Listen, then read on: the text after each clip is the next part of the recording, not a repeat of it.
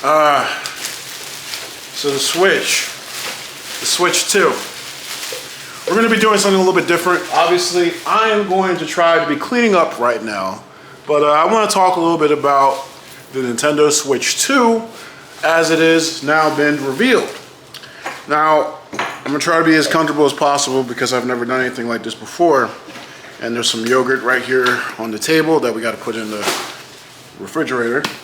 But the Nintendo Switch, one of my favorite consoles of all time. And of course, I love Nintendo as a whole because they make good games, they have good products. I know their practices when it comes to online and fan stuff is not that good, but I do still love Nintendo as a whole. Because look at this. Like, why is it on the floor? Like, we gotta wash this, guys. But yeah, I love the Nintendo Switch. It is an amazing console. I loved it ever since I got it back in 2017. I don't know if you guys actually remember this. Like, when the Nintendo Switch was actually low on stock, like when scalpers were buying the game or buying the system, and you know, people could barely find Nintendo Switches around. And I remember that time. I remember my friends were actually trying to get a Switch around the time when it came out, and it was just really hard for them because they didn't know how to get a Switch that was not upsold, you know, like it wasn't like $1,000 or something like that. But thank God, Nintendo actually knew how to meet market demand and actually did not, you know, surprisingly wasn't too greedy in that instance, because obviously if you have a low supply of something but a lot of people want it, people are going to want to buy it a lot more. And they're probably going to, you know, companies usually are going to try to like limit those supplies so demand can still be high. But it's also kind of counterproductive because if people can't actually buy the system or the product that you're actually wanting to sell, then how the hell are you going to expect people to actually freaking want it? Eventually, for like a PlayStation 5, I stopped wanting that thing. I do not have a PlayStation 5, you know? I have little brothers who do have a PlayStation 5, but I stopped wanting to have a PlayStation 5, and primarily I am a PC and Switch person right now, you know, or I'm playing like older consoles and older games and stuff like that. But as it is right now, I don't really care for a PlayStation 5, and I do not care for an Xbox right now. Actually, I'm starting to try to get like a GPU for my new computer, and holy shit nipples, I can't find that shit anywhere. A lot of the shit that I'm seeing online are people upselling that shit. Honestly, I don't say this often, but those people can go to hell. Right, anyway, I'm just so fucking tired of like trying to go through that. But the point of the matter is, I'm actually very excited for this Switch 2 because, again, one of my favorite consoles of all time. And I love the games, I love the power of the system that it probably does actually have. But one thing that I don't like is the goddamn prices. I do not like that shit at all. Why is the fucking lemons out? Gotta scrub down like the floors and stuff. Like, why is this right here? Like, this is ridiculous. The Nintendo Switch on itself is a great console, but lots of people have been rightfully actually having problems with the rumored prices of the system and its actual like games and stuff like that. For instance, the launch title for, you know, the system Mario Kart World, right? It's Mario Kart World. It's like supposed to be about $80. Now, I already kind of had a problem with games being $70 on some systems like the PlayStation 5, Xbox, you know, Series X and all that stuff. And I will say, the only game that I ever bought that was $70 that I feel like did actually warrant $70 was Dragon Ball Sparking Zero. Now, I love that game, but it was the only game that I can say that I actually got my hard-earned spend money on. I fucking love that game to death. But other than that, I can't really see games being that much in general because, sure, you know, you could say, oh yeah, inflation, the developers need to get paid and stuff like that.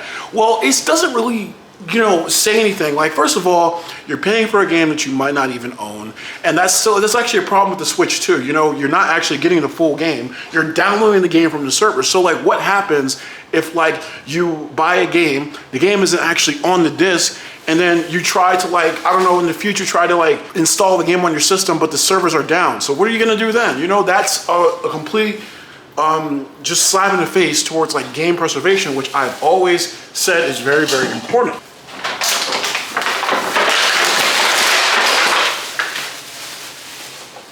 guess what we'll do now is, I guess I'll wash some of these dishes. I don't know if the dishes are washed. Oh, they are. So I guess I'll just start putting like the dishes up. Now, personally, you might be asking yourself, well, wouldn't the Mario Kart World Tour actually be worth about 70 or 80 bucks because of how much you can do in it?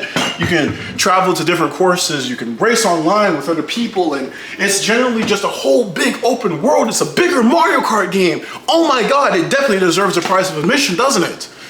Yeah, but the thing about it is that games like Kirby Air Ride, which was released back in the early 2000s on the freaking Nintendo GameCube, which, by the way, looking forward to Kirby Air Ride, there's this fucking lighting his ass, right?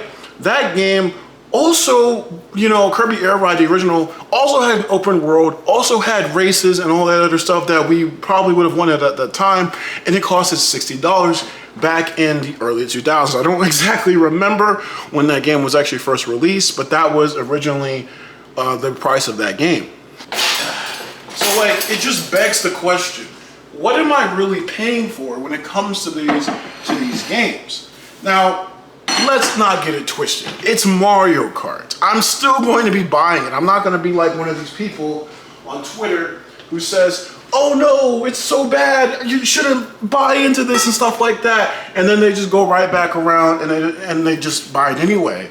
You know, they start preaching how bad it is, and they just do not like follow up on their word. What the hell? Don't get me wrong, I'm still gonna buy the game, I'm still gonna play it with my friends, but this is unfortunately leaving a bad impression on me in terms of what Nintendo is doing right now. And you know, everybody's talking about it, so I might as well give it like my own. These aren't, oh shit, I don't think these are washed. Oh my God, like seriously.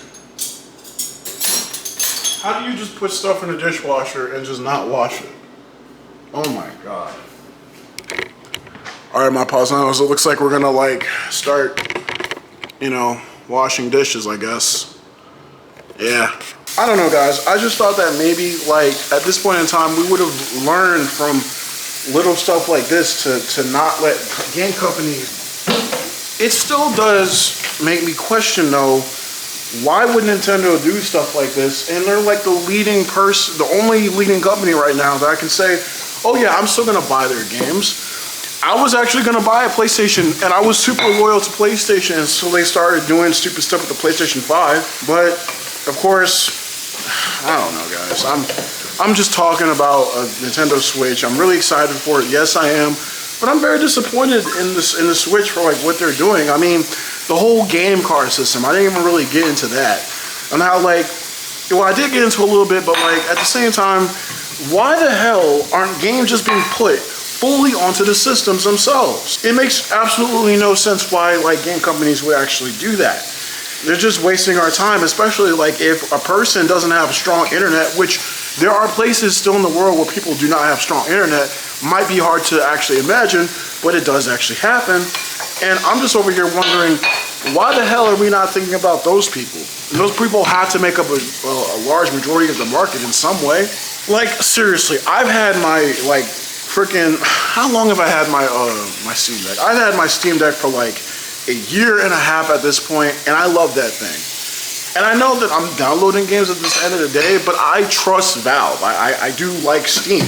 Not everything is good about it, but I love Steam because they do have amazing customer service, and their games actually do seem to value if their games work or have different policies or whatever. They actually do learn from their mistakes, and I can't help but love them for that. You know what I hate about this camera? The fact that I can't see like how much the battery has. This camera kind of has like a terrible battery life, I swear to freak, and I don't want it to like just randomly cut off or whatever. Anyways, guys, that's my real thoughts on like the Switch 2. Unless you guys want me to talk about more about what I think of it. Of course, we're not in my usual setup anymore because again, my PC is dead, but that doesn't mean that I still can't make videos and all that other stuff. With that being said, guys, what do you guys think of the Switch 2? I hope you guys enjoyed this video, but are you guys looking forward to it? Will you be buying it day one? Not too sure. And if you're not, then tell me why. With that being said, guys, thank y'all for watching. Have a good night or day whenever you're watching this. And as always, Johnny.